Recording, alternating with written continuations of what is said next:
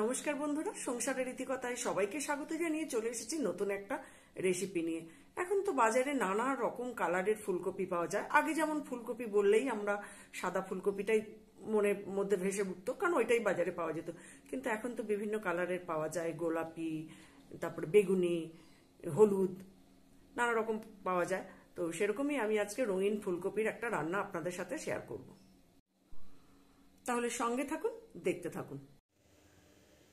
আজ এই হলুদ ফুলকপিটাই রান্না করব, আর কিভাবে রান্না করব সেটাই আপনাদের দেখাবো। তাহলে চলুন। প্রথমে আমি ফুলকপিগুলো একটু বড় বড় পিস করে কেটে নিয়েছি। খুব বড় মানে খুব বেশি বড় নয়, এই যে এরকম সাইজের পিস করে আমি ফুলকপিগুলো কেটে নিয়েছি। এবার আমি ফুলকপিটা একটু গরম জলে দিয়ে দিয়েছি, আর দিয়ে দিলাম 1 চামচ নুন। হলুদ আর দিলাম না, কারণ এর তো কালারটাই হলুদ, তাই আলাদা করে হলুদ দেওয়ার দরকার নেই। বা সামান্য একটু এটা ফাঁপিয়ে নেব, কারণ কি এখন তো ফলন বৃদ্ধির জন্য নানা রকম কেমিক্যাল ইউজ করা হয়, সারও দেওয়া হয় নানা রকম, তাই একটু গরম জলে হালকা করে ফাঁপিয়ে নিলে সেই কোনো আর ভয় থাকে না খাবার। ফুলকপিগুলো হালকাভাবে ভাপিয়ে নিয়েছি, এরপর জল ঝরিয়ে নেব। এখানে আমি একটা প্যান বসিয়ে দিয়েছি, এবার দিয়ে দিলাম তেল।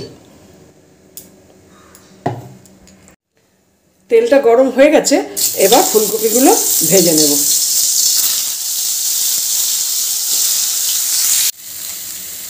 এবার আমি ফুলকপিগুলো নামিয়ে নেব।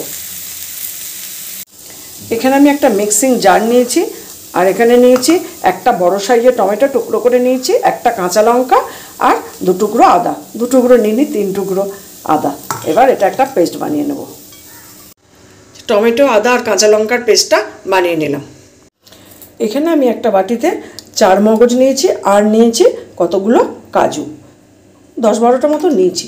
এবার এগুলো একসাথে একটা পেস্ট করে নেব। 4 মগজ আর কাজু উপাদান দিয়েও এই পেস্টটা বানিয়ে নিলাম। এবার এটা ঢেলে নেব। ফুলকপিগুলো ভেজে নামিয়ে নিয়েছিলাম, এবার ওই কড়াই দিয়ে দিলাম সর্ষের তেল।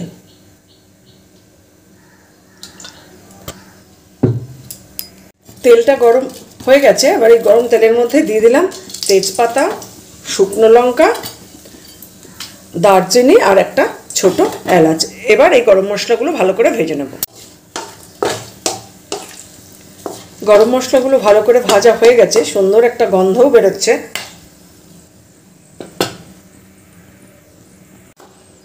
এবার যে টমেটোর পেস্টটা বানিয়ে রেখেছিলাম এই তেলের মধ্যে দিয়ে দিলাম।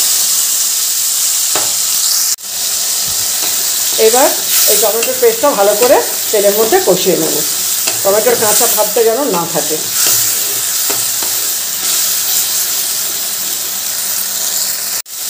এবার দিয়ে দিচ্ছি লঙ্কা গুঁড়ো। এখানে আমি 1 চামচ লঙ্কা গুঁড়ো দিয়ে দিলাম, আন্দাজে দিলাম, 1 চামচই দিচ্ছি।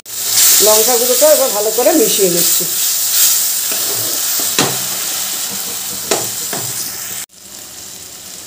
এবার আমি দিয়ে দিলাম 1 চামচ জিরে গুঁড়ো।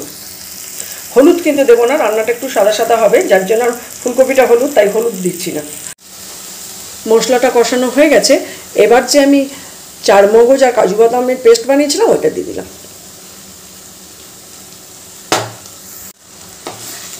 এবার এটা ভালো করে কষিয়ে নেব।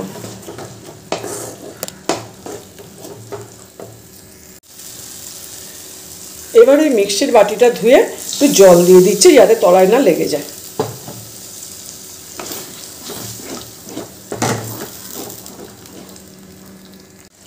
গ্রেভিটা ফুটে উঠেছে, এবার দিয়ে দিলাম 1 চামচ নুন, দিয়ে দিচ্ছি 1 চামচ চিনি। গ্রেভিটা ফুটে উঠেছে, এরপর আমি ভেজে রাখা ফুলকপির টুকরোগুলো দিয়ে দিচ্ছি। সব ফুলকপির টুকরোগুলো এবার দিয়ে দেবো। এরপর আমি দিয়ে দিচ্ছি মটরশুঁটি, ছাড়িয়ে রাখা মটরশুঁটি কিছুটা উপর থেকে দিয়ে দিলাম। এরপর এটা আরেকবার ফুটতে দেব।